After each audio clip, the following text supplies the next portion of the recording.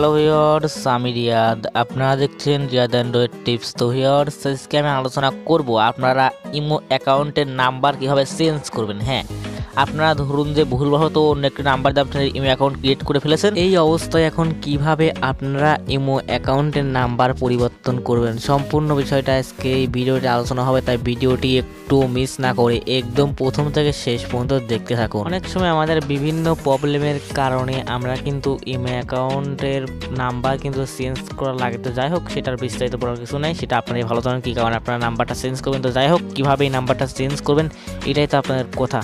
তো আর বেশি কথা বলবো না, চলুন এবার শুরু করে রাখ। ভিডিওটি শুরু করার আগে আপনি যদি আমার চ্যানেল নতুন দর্শক হয়ে থাকেন তাহলে এখানে সাবস্ক্রাইব করে পাশে থাকা বেল আইকন ঘন্টাটি বাজিয়ে অল সিলেক্ট করে দেবেন। কেননা প্রতিনিয়ত আমরা এর থেকেও সুন্দর ভিডিও কিন্তু আপলোড করে থাকি।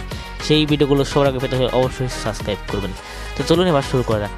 এই জন্য প্রথমত আমাদের ইমো অ্যাপ্লিকেশনে চলে যাওয়া লাগবে। এই যে দেখতে পাচ্ছেন ইমো অ্যাপ্লিকেশন, এই অ্যাপটা সব ইমো ইউজারে কিন্তু থাকে। তো আমি এখন সরাসরি অ্যাপটা ওপেন করে নিচ্ছি। অ্যাপটা ওপেন করার পর আপনারা এখানে দেখতে পাচ্ছেন হয়তো এই যে প্লাস আইকন, জাস্ট এখান থেকে প্লাস আইকনে একবার ক্লিক করে দেবেন। সো আমি এখন সরাসরি এখান থেকে প্লাস আইকনে একবার ক্লিক করে দেব। তো প্লাস আইকনে ক্লিক করে দেওয়ার পর এখানে দেখতে পাচ্ছেন মোর বলে একটি অপশন, এই মোড়ে একবার ক্লিক করে দেবেন। আশা করি সবাই দেখতে পাচ্ছেন এই যে মোর, এই মোড়ে একবার ক্লিক করে দেবেন। তো এখন আমি সরাসরি মোড়ে ক্লিক করে দেবো। তো মোড়ে ক্লিক করে দেওয়ার পর আপনাদের সামনে এরকম একটা অপশন চলে আসবে। সো এখান থেকে আপনারা কী করবেন, দেখতে পাচ্ছেন সেটিংস বলে একটা অপশন। সো এখান থেকে আপনারা সেটিংসে ক্লিক করে দেবেন। তো আমি এখন সরাসরি এখান থেকে সেটিংসে ক্লিক করে দিচ্ছি। তো সেটিংসে ক্লিক করে দেওয়ার পর আপনাদের সামনে এরকম চলে আসবে। তো এখানে দেখতে পাচ্ছেন অ্যাকাউন্ট সিকিউরিটি, জাস্ট এখান থেকে অ্যাকাউন্ট সিকিউরিটিতে একবার ক্লিক করে দেবেন। আশা করি সবাই দেখতে পাচ্ছেন এই যে অ্যাকাউন্ট সিকিউরিটি, এইখানটায় একবার ক্লিক করে দেবেন। আমি এখন অ্যাকাউন্ট সিকিউরিটিতে ক্লিক করে দিচ্ছি। তো অ্যাকাউন্ট সিকিউরিটিতে ক্লিক করে দেওয়ার পর আপনাদের সামনে কিন্তু এরকম একটা অপশন চলে আসবে। এখানে যদি ভালো করে লক্ষ্য করেন তাহলে এখানে দেখতে পাচ্ছেন চেঞ্জ ফোন নাম্বার।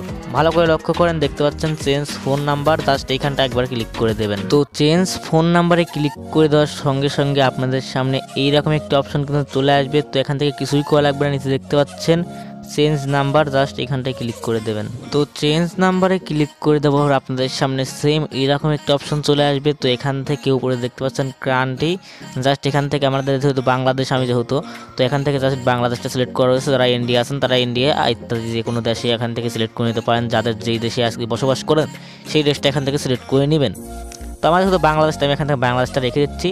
তারপরে এখানে কি দেবেন, এতদিন যাবৎ আপনাদের ইমো অ্যাকাউন্ট যেই নাম্বার তৈরি করা ছিল প্রথমে সেই নাম্বারটা দিয়ে দিবেন। তো আমাদের এখন যেই নাম্বারটা দেওয়া রয়েছে আমি এখন সেই নাম্বারটা এখানে দিয়ে দিচ্ছি।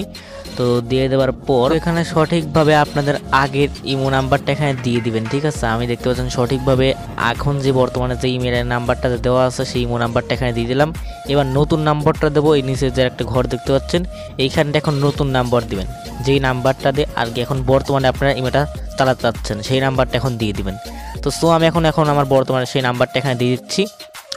তো আশা করি সবাই দেখতে পাচ্ছেন আমি এখন নাম্বারটা কিন্তু দিয়েছি। নাম্বারটা দিয়ে দেওয়ার পর কিন্তু কাজটা শেষ। এখন দেখে নেবেন যে বিষয়টা সব কিছু ঠিক আছে নাকি। এখন বর্তমানে যে নাম্বারটা দিলেন সেই নাম্বারটা আর আগের নাম্বারটা দুইটাই ভালো করে দেখে নেবেন যে ঠিকঠাক আছে নাকি। ঠিকঠাক থাকলে এখান থেকে কিছুই করা লাগবে না। উপরে দেখতে পাচ্ছেন টিকমার্ক অপশন, জাস্ট এই টিকমার্ক অপশনে একবার ক্লিক করে দেবেন। তো টিকমার্ক অপশনে ক্লিক করে লোডিং নেবে, তারপরে জাস্ট এটা অপশন চলে আসবে। সো এখান থেকে কন্টিনিউতে ক্লিক করে দেবেন। তো কন্টিনিউতে ক্লিক করে দেওয়ার পর আপনাদের সামনে সেম এরকম একটা অপশন চলে আসবে। সো এখান থেকে কিছুই করা লাগবে না। আপনারা এখানে দেখতে পাচ্ছেন সেন্ড বলে একটা অপশন, সো এখান থেকে সেন্ডে একবার ক্লিক করে দেবেন।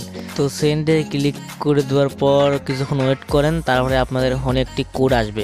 যেই নাম্বারটা এখন বর্তমানে দিলেন সেই নাম্বারে কিন্তু একটি কোড যাবে, ওটিপি কোড, কিংবা তারা আপনাকে ফোন দিয়েও জানাতে পারে। অনেক ক্ষেত্রে কিন্তু জানাতে পারে, কিংবা অটোমেটিক কোডটা বসিয়ে নিতে পারে। যেহেতু আমাকে ফোন দিয়ে জানানো হয়েছে আমি কোডটা এখানে তাদের কাছ থেকে শুনে এখানে জাস্ট এই কোডটা বসিয়ে দিলাম। তারপরে জাস্ট এখান থেকে টিকমার্কে ক্লিক করে দেবো।